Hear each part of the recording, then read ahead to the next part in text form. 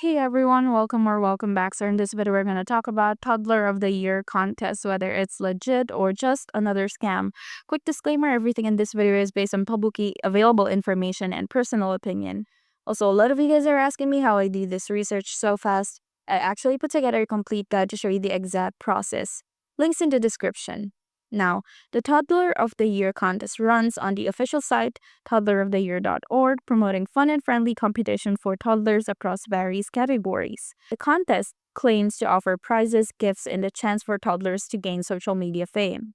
However, feedback on forums like Reddit suggests caution. Many users warn that these contests often get dominated by influencers who have a strong social media following, making it difficult for everyday participants to win or get noticed. While the contest is legitimate in the sense that it runs and awards winners, it may not be the fair or level playing field it advertises. If you're entering just for fun, go ahead, but don't expect guaranteed wins or big prizes unless you have a strong social media presence. So it's legit, but with some drawbacks to be aware of. Now, if you found this video helpful, don't forget to like and subscribe. Thank you for watching, and I will see you in the next one.